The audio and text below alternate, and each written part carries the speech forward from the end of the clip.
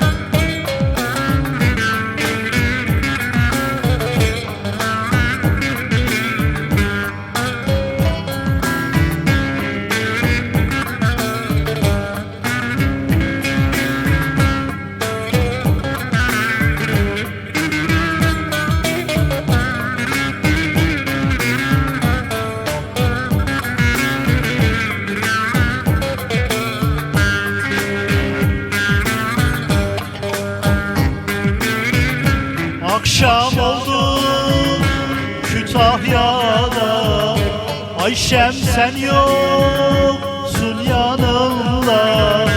Akşam oldu Kütahya'da, Ayşem sen yoksun yanımda. Sensin benim tek dileğim, sensiz geçmiyor günlerim. Sensin benim tek dileğim, sensiz geçmiyor günlerim. Ayşem Ayşem, güzel Ayşem, akşam olur hüzün çöker.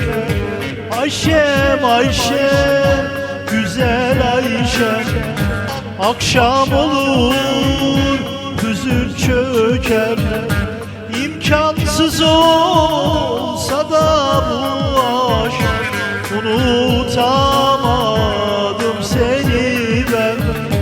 İmkansız olsa da bu aşk, unutamadım seni ben.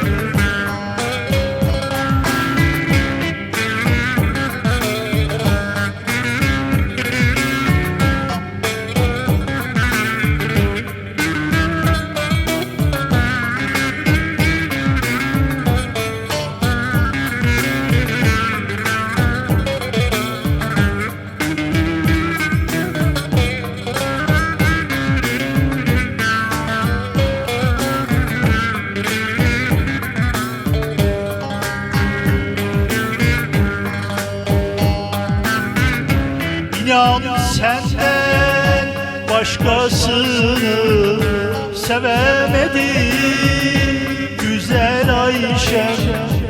İnan senden başkasını sevemedim güzel Ayşem. Sen gittin gurbet illere, unutamadım seni ben. Sen gittin gurbet illere, unutamadım seni ben. Ayşem Ayşem, güzel Ayşem, akşam olur hüzün çöker. Ayşem Ayşem, güzel Ayşem, akşam olur hüzün çöker.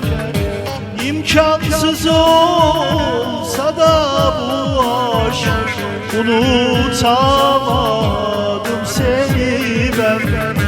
İmkansız olsa